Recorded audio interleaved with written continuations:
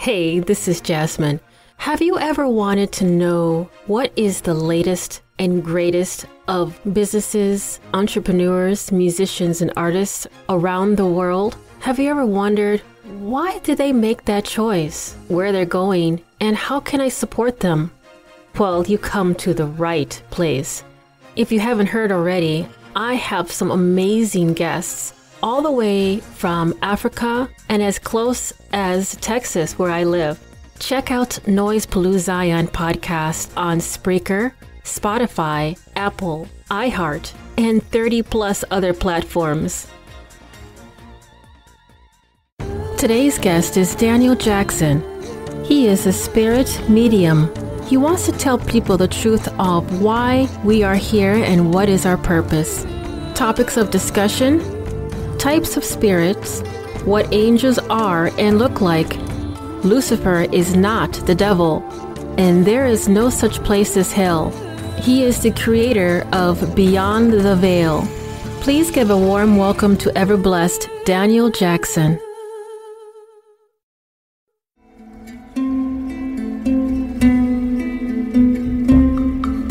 Daniel Jackson will be a two-part episode. Part 1.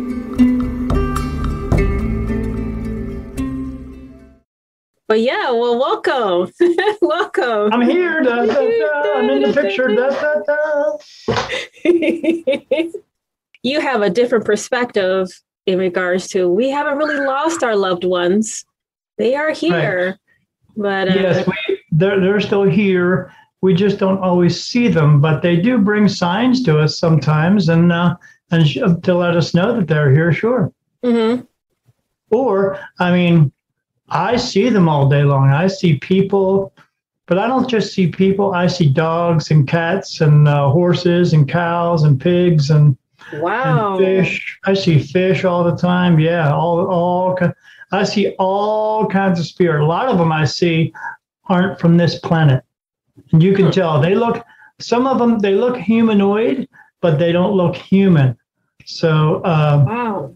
I know they're from other places. So when people say, oh, I don't think there's any life on other planets, you are dead wrong. Yeah, I wanted to know more about that because I have been trying to find out if I am connected in some way spiritually, because I've encountered, when I was younger, and not that many people know about this. I've even told my mother, and she was like, how old were you?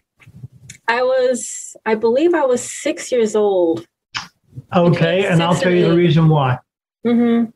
I'll tell you why it happened. So the reason why, because when you were young, you are pure of heart. You are kind of like brand new back into the world again. And because you haven't learned the ways of the world and no one's taught you anything yet about love and hate and sorrow and grief and guilt and all that stuff, because you're pure of heart, you see things just the same the way that I do.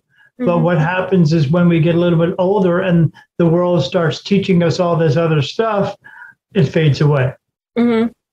Well, I've been having it throughout my life. Now, even in my adulthood, I have this feel of presence and I just cannot shake it. And I've had so many encounters in life, like, oh my gosh, it's just so overwhelming. Well, you're also what they call an empath. Do you know that? Mm-hmm. Okay. Yeah. Yeah. So you pick up on other people's feelings. You're, what they're telling me is you're getting so many of them that by the end of the day, it just wears you out because you pick up on their feelings and sometimes they stay with you and then you feel as though they become your own when they're actually not. Mm-hmm. So what you need to do is you'll need to, just like in your picture there, you need to ground a little bit and so you can get some of that negative energy away from you. Yeah. And I've been wanting to do that. I just don't know the proper procedure or the proper way of doing it. A good way of grounding is if you have a tree near you or some trees near you in the grass, go out and take your shoes off and put your feet in the grass and sit up against the tree and let the natural energy from the tree absorb it back into you. If you have a knife made out of like steel or iron, put that in the ground and then hold on to that while you lean up against that tree and put your feet in the grass. That's a good way of grounding. Or if you can be around like some type of running water, like a stream, or near some waves to let the natural energy come out those waves that crash with you. Also, crystals will help you as well because they have natural energy in them. But you have to polarize them again. So you have to put them out in the sun every now and then and let the sun get on them, or out in a full moon and let the energy get back in. And then put a little crystal grid up around your house to keep the positive energy flowing in your house. Very cool. Okay. Yeah, because I have been off and on when I can trying to do some research and how to even begin on grounding myself and protect myself, or a barrier of that energy that's clinging on to me or following me wherever I go, where it's negative. It's, I just want to. I stumbled across last week. I work as a medical courier at night, so third shift driving by myself, which was crazy during the pandemic, full on in 2020. And last week Thursday, early 2:00 in the morning, I found a feather in my walkway, and it just like blew and it stopped right there, and I picked it up. And I just took a picture like, whatever. And people saying that was a spirit, a guardian angel saying, protect, or is watching you or protecting you. And I said, well, what kind of feather is it? Some said it was a hawk. Some said it was a barned owl. No, it was a hawk feather. It was? Yeah, I'm honest. So I'm connected to spirit all the time, and they're answering me right now. And they're telling me I get yes and no answers different ways. I only get one answer. It feels like is a no, and it feels like a tear's running down my face. But they're literally touch my face for yes answers, and they're telling me yes, it was a hawk. Oh wow, yeah. Yeah, I'm really connected in a different kind of way. They like I said, they touch my face. I know their names too. Who's touching my face in that particular way too. That one's name is Raphael. That one's name is Manos. Manos in Greek means God is with us. Gabriel touches me here. Another Raphael touches me here. Uriel touches me here. These names. Michael touches me here. Name Paul touches me here. Jesus touches me here. I have a woman named Helen. She touches me on the top of my head. Feels like she's rubbing my head. Here's another one, his name. He's not the bad guy. Lucifer touches me here. I have another one named Jacob touches me right here. I have another one named Daniel touches me here. And another one named Ezekiel touches me here. Wow. When I get those touches across my forehead, that's a yes answer. But if I get a no, it just feels like a tear's running down my face. It feels like, and those touches feel like blood going across my face. It's kind of like that oozy, thick feeling going across. But when you said hawk, they said, yep, hawk. Wow. Yeah. And that's pretty cool. These are spirit guides that are bringing you these answers. When you hear the terms that people like to use, like guardian angel, no. Okay. The only time you would actually have an angel with you, per se, is because you're actually fulfilling something, an actual task that God wants you to fulfill for him, which is a much higher resonance gift that you have, and you're out there helping people with that. But just the regular people who are out in the world, I mean, beyond you, because you're an empath, they're actually below you, but because you're an empath, but you have spirit guides who are actually helping you to make the decisions, and then they bring these signs to you because they are pure energy. But the reason you saw the feather is because your spirit guides connected with your soul, which runs your body, because it's like a radio and a battery. If you take the battery out, the radio doesn't turn on. If you put the battery in, the radio works. That's the same thing with your soul. It's basically that's why there are stillborn babies. Why are they born dead? Because they have no soul in them. That's why. What happens is they connect with your soul, which connects with your body, that gets you to turn around and see things and do things and hear things. And they got you to turn around to see that feather come up to let you know, hey, we're keeping an eye on you. just trying to figure out if I'm making the right decisions. But no, you're okay. You're on the correct path. yeah, I was thinking that too. Like, you know what? Someone would have said something. I would have felt something like, that ickiness that you get in the bottom of your stomach, But well, the only time you would be on the incorrect path, or the what I call the alternate path, is if you're using your free will too much and you're using it all about you. And that's when we get on the alternative path. But the only thing the alternative path does for you is just brings you back again. You can call it reincarnation, whatever you want to call it. We come back again over and over and over again because we don't fulfill our purpose. And that's what you're here to do. So if you pick up, like if I pick up this little towel and I put it down, that's a lesson to learn. If I pick it up and drop it, it's another lesson. It's not a good one or a bad one. It's just a lesson. And everything you do in your life is a lesson. So they're not good and bad lessons. People think, oh, these are mistakes. There are no such thing as mistakes. There's no right and wrong. There's no failures. There's no mistakes. There's only what works for you and what doesn't work for you. And if it doesn't work for you, quit doing it. That's all. But not everybody can figure that out. If you walk through a door and there's a nail in the floor, you're either going to go trip over it once and go get a hammer and nail that thing back in, or you're going to trip over it 4 or 5 times. Well, that's what people do in their lives. They trip over it 4 or 5 times. It takes them a long time to learn lessons, but not everybody. Some people learn them quickly. Not everybody does. That's all. That's true. That's true. And I'm glad you brought up the subject in regards to reincarnation. I have always felt that I've had between 3 to 4 different lives before mine. You want to know how many times you've actually been here? Yes, actually I do. So you're on number 27. Oh my God. So you've actually been here 26 other times. Wow. So what does that mean? It means the other 26 other times you didn't get it right. That's all.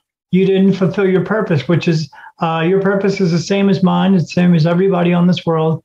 If you go outside and look at everybody in the world, everybody has been to heaven. They all had to come back. So it's not just you, that type of thing. Your purpose is the same as mine. You don't have to listen to some philosopher or tell you his bull crap or read it in some book. Your purpose is you're here to help people, but just for the sake of helping, not because it's going to make you money or it's going to make you famous or anything like that. That's not my We're intention. here to help people because someone's going to come up to you in your life and say, hey, Jasmine, you know what? I can't find my way. I'm lost. Can you help me? Can you help me find this place? And it's up to you to use your free will to decide which people you're going to help and which ones you're not going to help. Because some people are just going to want your help, but they don't really want your help. They just want what you have. But there's good people who come into your life and say, can you help me? And it's up to you to make that decision whether or not you're going to do it. And if you do that, you'll know, because it always feels good to help someone else. But when you do it enough times in your life, then that's the ultimate goal. The ultimate goal is then not to have to come back again. I am so happy to have you on as my guest. I'm happy to be here, man. I'm happy to be sitting right next to you. That is so cool. At your website, which was very interesting. So you were born and raised in New Jersey. In New Jersey. I lived in a small town there. It had a battlefield on it. And yes. So everybody around that, near the battlefield, all the homes were all haunted. But then I moved to Delaware with my family later, my mom and dad, and they were no longer seeing anything. It was only me who was seeing stuff. And then, but what happened after that, it just got crazier and crazier. I was seeing stuff at every home that I moved to. And I found out that in the end, it wasn't the home, it was me. They're coming to me. So I see spirit all the time. But I ended up having at this house here, it was right before my 50th birthday, that I had a paranormal group come to the house, because I was seeing stuff like green and red mist float out of the walls, and skulls pouring out of the walls, and skulls with red eyes and fangs in their mouths and all kinds of stuff. Yeah, I remember one time my wife and I set up an infrared, like a camera sees at nighttime. She had it on her phone, so I went to bed because I was seeing so much stuff. It was so I went to bed and I felt someone put their hands on me. I rolled over. I thought it was my wife. and there was a 7-foot skeleton standing next to me with his hands on me. Oh my And it gosh. it freaked me out. So I went out and got my wife and said, hey, you need to check your phone.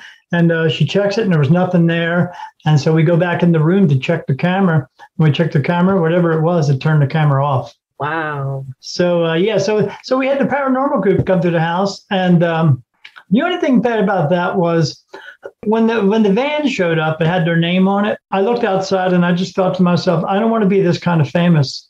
I don't want people in my neighborhood thinking I had the Blair Witch Project going on in my home, because Right. that's what they're going to think.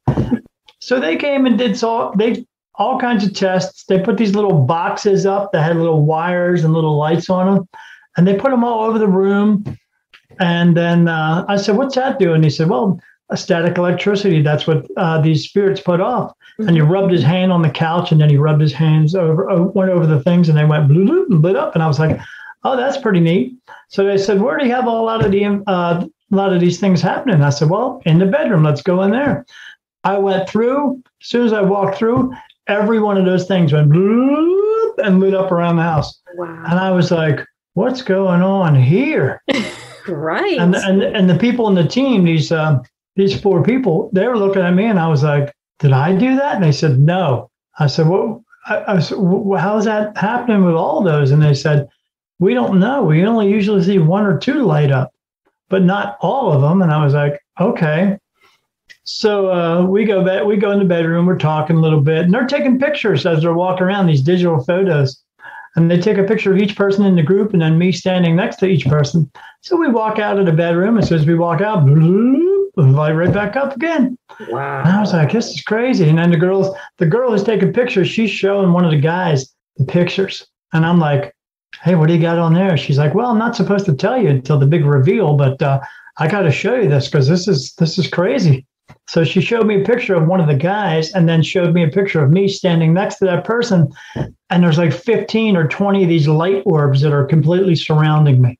Oh, wow. And I said, what's up with that? And she said, that's spirit. I said, why is there so many? And she said, I have no idea. I've never seen this many before.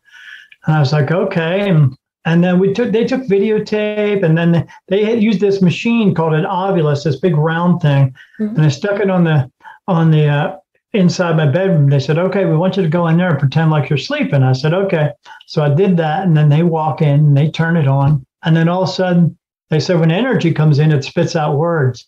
And it started spitting out words. It said Helen, it said Michael, it said Paul, it said Wendy, it said words like unique, special, energy.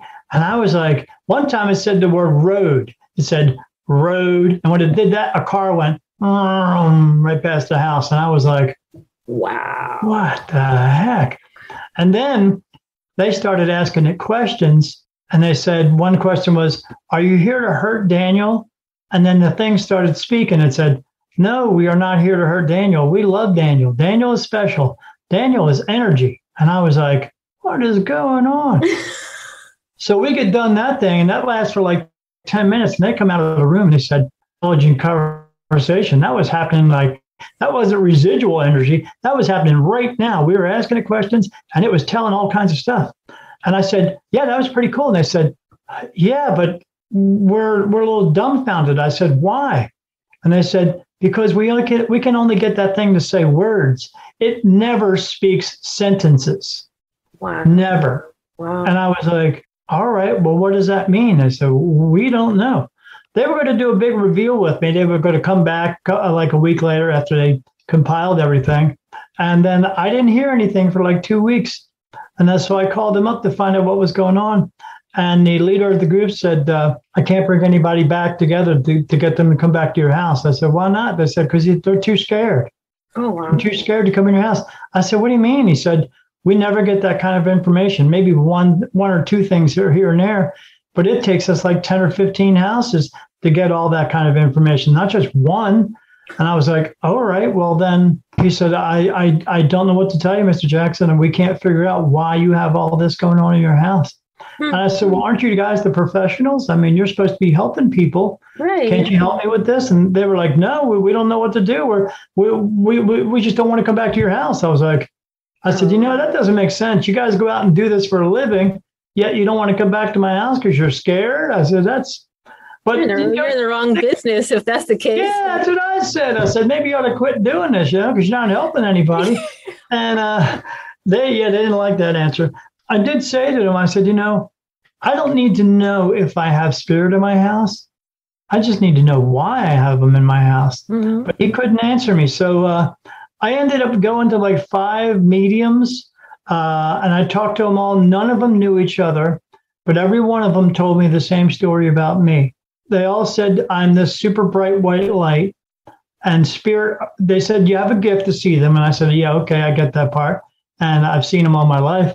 They're coming to you because they believe that you are the light into heaven. And I was like, what? Like the light into heaven? They said, yeah, the light into heaven. And I was like, okay. And one of them told me, she said, you need to have a sit down, like with higher power, God, whatever you want to call him, and either accept this gift or make it, or say no and make it go away. But she said, I don't think you want it to go away. I said, no, I don't want it to. It's part of my life. I'm used to it now. She said, well, guess you need to have a talk. So I did. So when I got home from one of them, I had a talk. And the very next day, when I accepted it, the very next day, everything changed. And I stopped seeing so much of the crazy stuff that I was seeing. Now it's I would call it even much more crazy. I see so many spirit in a day. I see more than any of those TV shows ever see in a year. Mm-hmm. When I'm in a dark room, or if I look into a TV that's not turned on, all I see is faces. I don't know who they are, but they come up and talk to me all the time. It's like being in a room with 1,000 people, except no one leaves and more people just keep coming in. I have to take medicine to go to sleep at night because I see so many faces of everything that if I don't take medicine, I'll never be able to go to sleep. Because when I close my eyes, I see more. Mm-hmm. What I found out is my spirit guides are actually archangels. The reason I have them is because my main gift is crossing spirit over into the light. So after I've figured out how to work everything, that's what I do. I cross spirit over into the light every day. And when they come up to me and they believe I am the light into heaven, I find out I actually am. So that's what I am. My soul keeps coming back over and over and over again into another body. And now here it is again. It's within me. The last time it was here was actually in my grandfather. My grandfather was really interested in me being born and told my mom and dad he really wanted to know because my grandfather was the same thing. So he knew. Mm. So my dad called him up and said, hey, he's being born. You need to come to the hospital right away. And he was getting ready to come to the hospital and he had a heart attack and died. And what happened at that point was his soul left his body and came into mine. Soul just keeps coming back for that purpose. So how many times have you come back, if you recall? Over 23,000. Wow. Yeah, I just keep going. But this is my last time. I don't have to come back. This is it. Everyone who passes away gets a personal light. So when you pass away, with the way it's going to happen, doesn't make a difference if you get hit by a car, fall off of a building, debilitating disease, COVID, suicide, whatever. All that is a facilitation in order for your body to pass away so that your soul can move on. Mm-hmm. And the way that it's going to happen is you basically fall asleep. You'll look down, you'll see your body, you'll go, oh, I guess I don't need that anymore. You'll take a step to the left, you'll look to the right, and then a light will come on, will shine for you. And you either walk in or you don't. And if you don't walk in, you remain here as an earthbound spirit. And just as many people who cross over into the light, there's gazillions of them that don't. When we leave our bodies, I had an experience where someone put me into a type of meditation, or when I was a teenager. I had a hard life as a teenager, all because of, sure, and I will, I probably don't even have to tell you, but well, when you say things to me, they would, if you were actually lying to me, I would get a no answer, and that would tell me you were lying. But no, they're touching me. You're telling the truth, lady. Yeah. I think I was about 15 or it probably a little bit younger than that, around that age. One girl, we were just playing out. younger, we didn't have nothing to do, so we're just dinking around. And one girl was like, "Hey, I'll put you under, some type of meditational trance or something like that." I kid you not, I had an out of body experience at that time. Yeah, what happens is like when you're dreaming, same type of thing, or when you're the closest you're ever going to be to heaven at that point. Your soul actually comes up out of your body. It's still tethered to your body, still attached to you, because if it were to go away, your body would die. But and you don't want that to happen. Yeah, it comes out, and you experience a lot of different things at that point, because you're not connected to the pain and the anger and the sorrow and the grief and all. You're not connected to all that other stuff that you learned how to have. Yeah, that's true. And I was actually too scared. I turned around and I was literally kind of like floating by the ceiling of the room. And I looked down and I said, I felt scared, but yet at peace. Like, sure. I didn't want to leave. I'm like, oh my God, I've heard stories of people just going too far and never coming back, whichever, or maybe it was just I didn't want to completely leave the room. I just, came back, and it was amazing. It felt so free. But that was just the coolest thing. And I've never, ever had that happen again, unless I don't recall. So, well, you could do it again if you wanted to in meditation, but it's up to you. But if you've already done it once, it's not going to scare you so much that you're going to drift away and go somewhere else. So when and why you should go back in. But yes, it's absolutely very freeing, because you're able to get away from all that mess that we're connected to while we're walking around in this meat suit. So yeah, tell me about it. Oh, I was in an environment with my father who followed the satanic kind of rituals and meditational things that he did. Awesome, because you know what? That stuff's fake, because there's no such thing as the devil. There's no such thing as Satan. There's no such thing as hell. I cross over spirit all the time. I see the other side. So I see into heaven, and I see earthbound spirits. There's no hell. Now, I'll tell you what is different about earthbound is there's nothing to do. Okay, so when I see it, it's like looking down from a balcony when I look down into it when I'm in my meditation room. And all I see is people walking around. And all they're doing is talking to each other, interacting with each other. Some of them are making out. It's kind of weird. But but there's no man walking around with horns or anything. But there's nothing to do there. Okay. Whereas when you cross over into heaven, there's lots to do there. It's not so physical like it is here, but there's lots to do there. So if you call that hell because there's just nothing and you're just wandering around, okay, but is anybody on fire or anybody being tortured or anything like that? No, there's no. Like I said, one of my guides touches me right here. That's Lucifer. It's the guy they call the devil. He is not the devil. He's an angel with a bad rap, because the people who want to control you with religion are going to tell you there's a bad place called hell. And if you don't live by our rules, and if you break our rules, you're sinning. There's no rules. Okay. That's yeah. I don't, that's why I don't follow any type of religion. I just pretty much. Good, because it's all made up, man. Yeah. I've created jazzism based on Jasmine's beliefs and values of how to treat and respect others while we're on this world. Absolutely. So, I mean, one of the things which kind of is also interesting, one of the other things that I thought about just as you were talking is and it's just to me, this considers normal, but I've always had, I don't know if it's called a gift, but it's like a premonitional dreaming situation where I've had dreams of things that were going to happen, and maybe 5-10 years later or 3 months later, it happens, and I could never figure out why. Why is this happening to me? And if there's why? And what I can do with it, I guess. Why and what? What can I do? Well, the way that you can deal with that, what you are, is called your clairvoyant. You understand that part of it? Can you? You might want to explain to the listeners. So clairvoyancy is you are brought messages that are real, like live pictures or almost like a live movie that's playing and you just see it in your mind, what's going to happen. Why are you getting them though? Because people say, oh, this is a gift. I was born with this gift. Not really. I wasn't born with this gift either. Mm-hmm. It's just who I am. It comes through with your soul. Each time that you come back into this world, you have that same thing going on. Mm-hmm. You can call it a gift or whatever you want, but it comes through with your soul. Each time you come back into a different body, each one of those bodies has that same thing.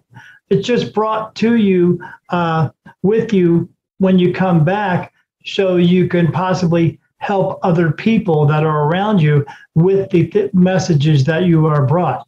Not everybody has these types of gifts. Mm-hmm. There's only maybe like 10% of the world that has any type of gift whatsoever, for no other reason than because it came with you and you're supposed to have this. The way that, like I said, you can change that for yourself is to go into meditation and ask for them to show you things. Ask what you want prior to going into meditation, what you want out of the meditation as well. And I mean, literally ask, say it out loud. Say, can you show me what I need to do next? Or is there something you need to bring that I need to see, hear, or feel? Just bring it to me and then go into your meditation and then and let it come in and wait for them to tell you something. But a lot of people that are out there have these abilities to do things, but they stifle them a lot because they're afraid of them. Because a lot of people, what they are afraid of, what they don't understand is what they are afraid of, more or less. Right. They need to get in touch with themselves, because what you're actually getting in touch with is your actual soul. Mm-hmm. What they need to do is figure out how they can further these gifts and develop them to the point where they can go out and help other people. But that doesn't mean going out and helping people so you can have, make all this money and so you can have 6 cars and 7 houses and 10 boats. Yeah. You don't need all that stuff. That's not going to happen. I'm not going to tell anybody that. I mean, I just think what? These are all materialistical things anyway. So it's just not everybody. It's just because not everybody is meant to have that right now, until we can get to the point where we have let go of all this pain and anger, sorrow, grief, guilt, anguish, all that stuff, and have decided to move forward and to learn how to take care of each other just because we can. And until we let all that other stuff go, we were all born with this ability to do these things. But like I said, when the world teaches you all that other garbage that's here, it fades away. You still have it. Thank you for listening to Noise Palooza Zion Podcast. I'm Jasmine Castillo, also known as DJ Jim Jam. If you are wanting to be promoted on my podcast, please reach out to me if you are a small business, entrepreneur, musician, or artist. www.jasminecastillovoice.com. Stay tuned for the next upcoming episode.